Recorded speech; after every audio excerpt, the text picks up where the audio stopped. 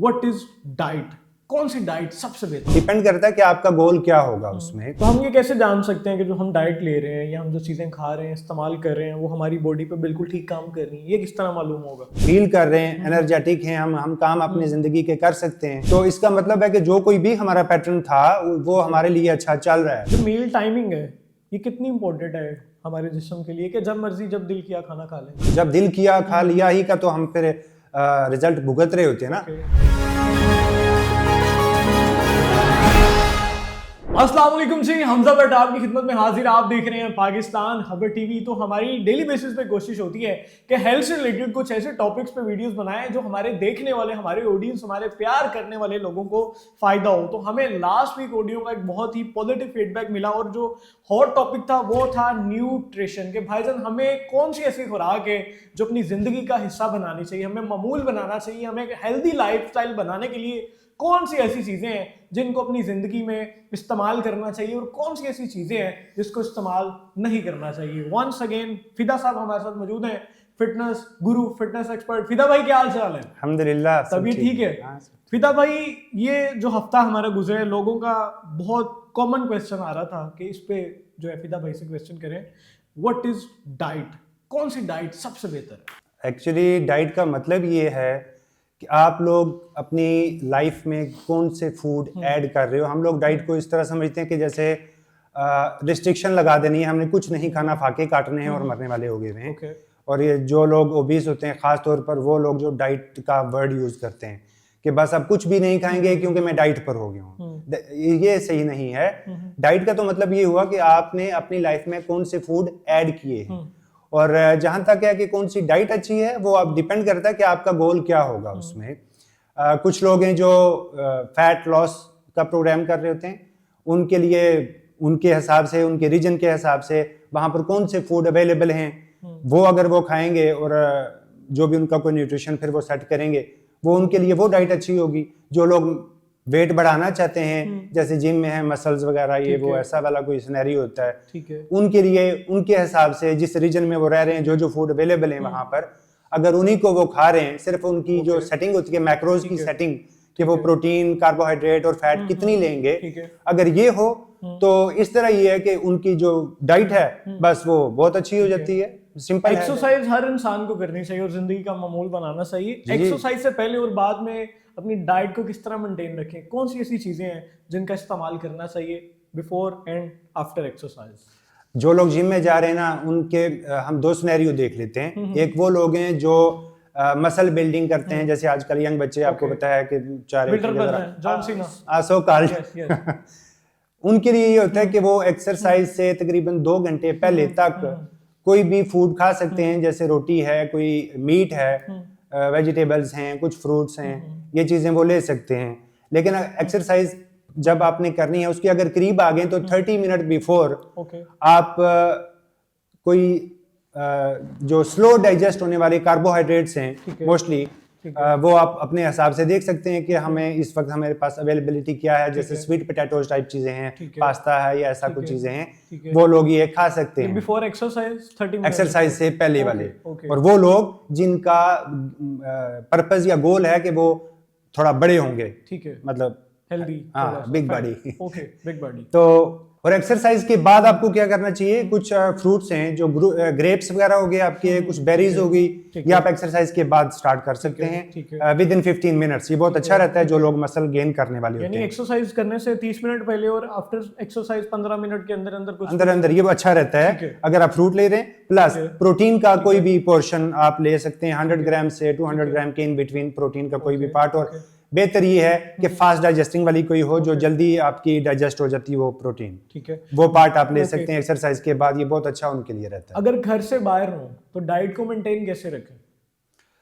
घर से बाहर अगर आप हैं तो आप देखें, सिंपल आपने खाना होता है, फ्रूट्स हैं, कुछ वेजिटेबल्स हैं, मीट है, ठीक है, ये मतलब आपको जहां भी आप जाएंगे ये चीजें तो आपको मिल जाएंगी। अगर आप कहीं ट्रैवल में हैं तो नट्स एंड सीड्स बहुत अच्छा ऑप्शन होता है आपके लिए।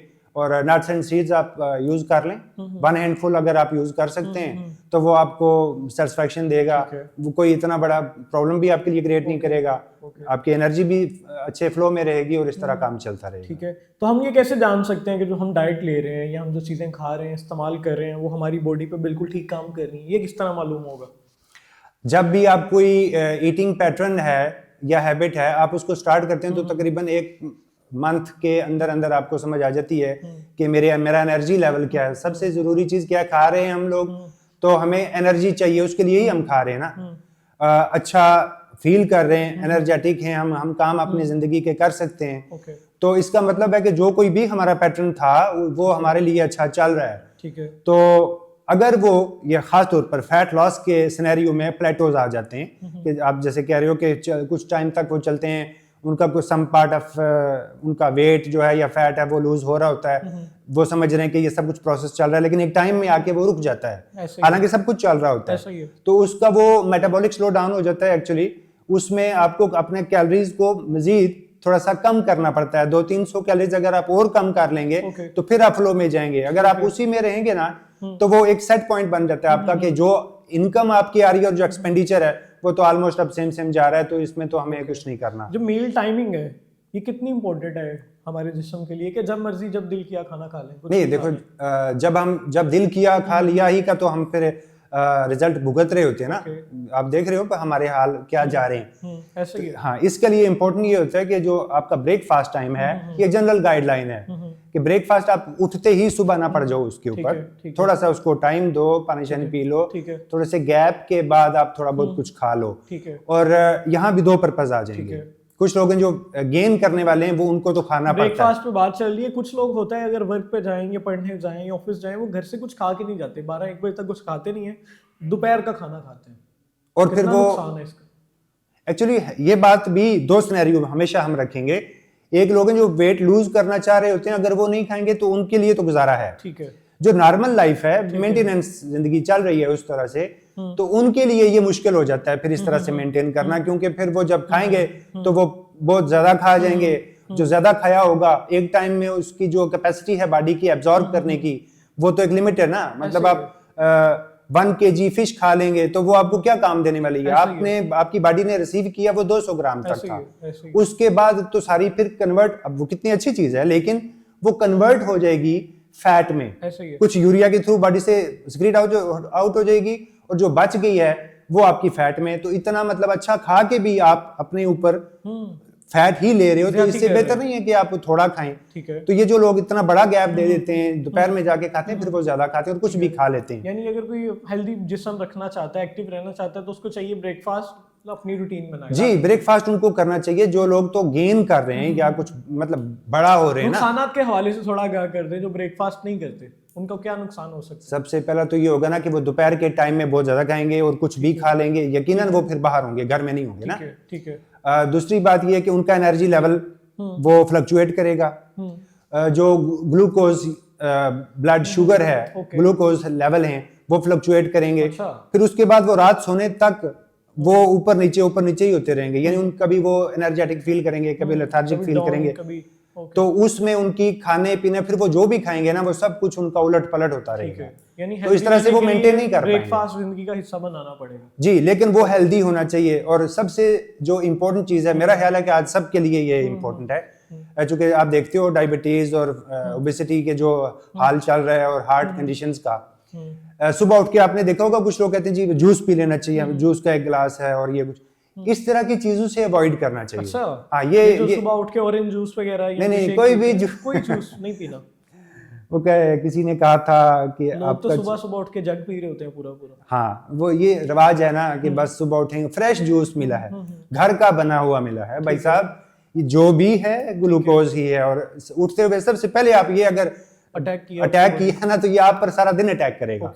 आपका ग्लूकोज पे जो है ना वो कभी भी मैनेज नहीं कर पाएंगे आप। और ये अगर हैबिट थोड़ी सी आगे प्रोलॉन्ग हुई ना तो ये दावत देती है। वर्ड आपका कहना है कि जो शुगर है उसका सुबह अर्ली मॉर्निंग इस्तेमाल नहीं करना चाहिए, बिल्कुल नहीं करना चाहिए। मीठा कम खाएं सुबह। मीठा तो आप ऐसे कह लो कि फ्रूट हैं, जूस हैं, या शुगर से बनी हुई कोई और चीज है, या ऐसा लिक्विड है जो स्वीट है, वो सारे ही इसी कैटेगरी में आते हैं। अब ये कोई इसमें तमीज नहीं रहती कि आप जूस पिए, बाहर से पिया या घर अर्ली पिया। Morning sweets very dangers for health. या यू कैन से उसमें कभी भी आप इस तरह नहीं करें। हाँ, आपके लिए एक अच्छा ऑप्शन ये है कि अगर कोई चीज है या डेयरी की चीजें है ना, ठीक है, योगर्ट है, चीज है, प्रोटीन का कुछ लोग सप्लीमेंट्स हैं जिनको जो यूज करते हैं उनको बेनिफिट दे सकते हैं। एग्स हैं, उनके ऑमलेट टाइप चीजें बना लें, और ये इस तरह से अगर आप शुरुआत करते हैं ना डे की, तो ये आपके लिए बड़ा इंपॉर्टेंट रहेगा। ठीक है, क्योंकि ये हम लोगों के रीजन में ये रिवाज है कि वो जूस पीना, ये आपके लिए तभी मसला बनता है। हम क्योंकि डाइट पे बात कर रहे हैं, तो अक्सर हम जिम में देखते हैं तो वो जो हमारे जवान होते हैं ना, उनको प्रोटीन पे लगा देते हैं। वो इतने इतने पहलवानों वाले डब्बे ऊपर वो बॉडी बिल्डर बना होता है ऐसे। तो वो कितना ज़रूरी है? क्या हर एक नॉर्मल बंदे को अपनी डाइट का हिस्सा बनाना चाहिए? अगर वो जिम नहीं भी जाता तो क्या वो प्रोटीन इस्तेमाल करे, वो बॉक्सेस इस्तेमाल करे? और जिम वाले क्यों इतना जोर देते हैं कि भाईजान इसको करो, इसको इस्तेमाल करो, इसका बड़ा फायदा है? उसका क्या मार्जिन ज्यादा अच्छा है या कमीशन ज्यादा अच्छा है? आई एम सॉरी, यहाँ भी दो फैक्टर हैं। अच्छा, वो वर्ड यूज करते हैं प्रोटीन का, बेचते हैं वो सप्लीमेंट। ओके, ठीक है, तो ओके, अब हम पहले प्रोटीन पर आ जाते हैं। प्रोटीन देखो, हमारी बॉडी में सबसे जो ज्यादा चीज है वो प्रोटीन है। ये पूरा हमारा गोश्त, हमारे ऑर्गन्स, ब्लड सेल्स जो हैं, ये सारा कुछ तो प्रोटीन से बना है ना। हम खुद प्रोटीन है। ठीक है। तो आप 35 ईयर के बाद जब आप जाते हो तो एक कंडीशन है बॉडी की, सर्कोपेनिया, उसमें ये सारा कुछ लॉस होना स्टार्ट हो जाता है। ठीक है ना। तो आपके पास जितना अमाउंट मसल्स की बॉडी में रहेगी उतना आप डिले कर सकते हो अपनी एजिंग को। यानी आप ऐसे सिंपल वर्ड में कहो कि आप उतना देर से बूढ़े हो जाओगे। आपकी लाइफ स्पैन जरा बढ़ जाएगा। इसलिए प्रोटीन इंपॉर्टेंट होती है। उसके सोर्सेज अभी काफी हैं। प्लांट से आप ले सकते हैं, एनिमल सोर्सेज हैं। ठीक है, ये ले, चिकन, फिश या बीफ, ये ले लें, एग्स ले लें, डेयरी ले लें, नट्स एंड सीड्स ले लें, दालें ले लें। मतलब बहुत सारे ऑप्शंस हैं ना हमारे पास। उसके अल्टरनेट हम ये चीजें खाएं, नेचुरल, ये भी खा सकते हैं। और अगर आप समझते हो कि मेरे से मैनेज नहीं हुआ ये, कि जो मेरी डेली रिक्वायरमेंट है, वो हम अभी बात करते हैं कि रिक्वायरमेंट क्या होती है आपकी, उस पर मैं मैनेज नहीं कर पा रहा, तो आप एज ले सकते हो कि उस वाले फूड को सप्लीमेंट कर सकते हो। ये कोई प्रॉब्लम नहीं है। ठीक है ना। इसलिए जो लोग जिम में जा रहे हैं तो जाहिर है वो ज्यादा अपनी एनर्जी वहां लगाएंगे, उनके मसल्स का ब्रेकडाउन होगा, उनको रिकवरी चाहिए होगी। तो इसके लिए वो प्रोटीन, और यस प्रोटीन बिल्डिंग ब्लॉक्स हैं, वो रिकवरी में काम आते हैं, इसलिए वो लोग ले रहे होते हैं। उसमें कुछ लोग BCA ले रहे होते हैं, ये उसकी सप्लीमेंट है। जो BCA भी प्रोटीन का एक पार्ट है, वो हम नेक्स्ट कभी सप्लीमेंट पर जब बात करेंगे तो उस पर करेंगे। हमें जो है अपने बॉडी में मैक्रोज कैसे सेट करने चाहिए?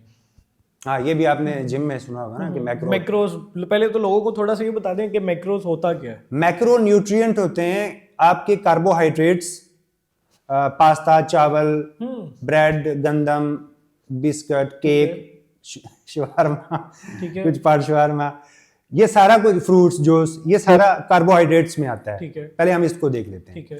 कार्बोहाइड्रेट्स आपको नॉर्मली 3 ग्राम जो है वो पर बॉडी वेट इन केजी, यानी अगर आप 70 ग्राम के आदमी हैं और आपको बेसिक जो रिक्वायरमेंट है आपकी वो 3 ग्राम है, तो उसको 17 से मल्टीप्लाई करो तो आपको जो भी कोई बन रहा है वैल्यू, इतना एक आप पर डे ले सकते हैं। ठीक है, ये सिंपल सी बात है। 3 ग्राम से लेकर ये 15 ग्राम तक जाता है। जो एथलीट्स हैं, फुटबॉल के प्लेयर्स हैं, फील्ड में खेलने वाले हैं, वो 15 ग्राम तक पर बॉडी वेट वो ले सकते हैं। अब ये चूंकि ज्यादातर हम लोग फैट लॉस और ये वेट ड्रॉप करने इसकी बातें कर रहे होते हैं, तो हम कार्बोहाइड्रेट को छेड़ते नहीं है ना। हम कहते हैं ये नहीं खाने, वो नहीं खाने, हम इनको अपना दुश्मन समझ रहे होते हैं। लेकिन कुछ फैक्टर ऐसे हैं कि जिन पर ये बड़े इंपॉर्टेंट होते हैं। इसकी रेंज यही है 3 to 15 इन बिटवीन आपकी जो एक्टिविटी लेवल है। दूसरी चीज आपकी आ जाती है फैट।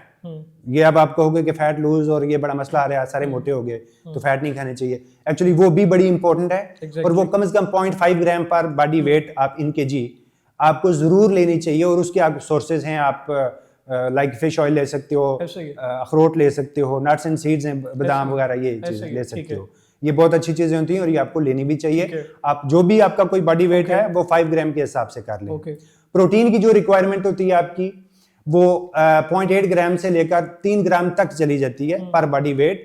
तो जो आम जिंदगी है, आम कोई 70-80 केजी का आदमी हो, तो वो मेंटेन करने के लिए अपने आप को क्या कर सकता है, 1 ग्राम पर बॉडी वेट, अगर वो 80 केजी का है तो 80 ग्राम की प्रोटीन उसको पर डे ले लेनी चाहिए। लेकिन प्रोटीन में चूंकि एक चीज याद रखें कि अगर आप 100 ग्राम ले रहे हैं तो उसमें से 10-15% जो है आपका वो थर्मिक इफेक्ट ऑफ फूड जो है उसमें वो निकल जाता है, तो वहां पर आपको उस हिसाब से थोड़ी सी ज्यादा कर लेनी चाहिए प्रोटीन। बस ये आपके मैक्रोज होते हैं, यही मैक्रोज हैं और ये इनकी ये गाइडलाइन। ओके, तो आज का हमारा टॉपिक था जी न्यूट्रिशन और हमने जो अपनी डाइट है उसको कैसे सेट रखना है। फिर अभी लास्ट पे जाते जाते जितने भी लोग देख रहे हैं उनको थोड़ा सा दोबारा से आगाह करते हैं कुछ मेजर पॉइंट कि अपनी जो हेल्थ है उसको बेहतर रखने के लिए कौन सी डाइट बेहतर है और कौन सी बेहतर नहीं है। कुछ major tips at the end आप उनको क्या कहना चाहेंगे? डाइट के लिए मैं एक वर्ड यूज करता हूँ, बड़ा सिंपल सा होता है कि आप कुछ मीट और वेजिटेबल खा लिया करें। ठीक है, ये मतलब ये मेजर पोर्शन है आपका डेली बेसिस पे। हाँ, मीट और वेजिटेबल खा लिया करें। नट्स एंड सीड्स, ये बादाम अखरोट वगैरह इस तरह की चीजें ये थोड़ी सी ले लिया करें, 1 हैंडफुल। दालें हैं तो वो आप खा लिया करें। कुछ पार्ट डेयरी का खा लिया करें। ग्रीन फ्रूट, हाँ, कोई फ्रूट जो भी आपके उस सीजन में आ रहे होते हैं। ओके, और वो लेकिन फ्रूट्स थोड़े ज्यादा नहीं, थोड़े फ्रूट्स खाएं। ठीक है। और शुगर या बेकरी की जो चीजें हैं, गंदम से बनी हुई चीजें, उनको जितना कम आप कर सकते हैं उतना आप हेल्दी रहेंगे। ये टोटल उसका समरी है, आपकी डाइट की समरी है। ओके जी, thank you so much Fida भाई वंस अगेन। तो लोगों की रिक्वेस्ट आ रही थी कि जी हमारा ये टॉपिक है डाइट, इसके ऊपर एक पूरा जो है प्रोग्राम करें। तो फिदा भाई की हमने सारी जो क्वेश्चन थे, आपके जो सवाल थे उसके जवाब जानने की कोशिश की है। नेक्स्ट वीक आप क्या चाहते हैं, किस टॉपिक पे, किस मौजू पे हम जो है एक प्रोग्राम रिकॉर्ड करें ताकि आपके जो हेल्थ इश्यूज हैं वो घर बैठे बैठे जो आपके मसाइल हल हो सके। तो फिदा भाई आज हमारे साथ मौजूद है। फिदा भाई thank you so much for time. इंशाल्लाह अगले हफ्ते दोबारा से मुलाकात होगी, तब तक के लिए मेरी पूरी टीम को इजाजत दें। अपना बहुत ज्यादा ख्याल रखें। अल्लाह हाफिज।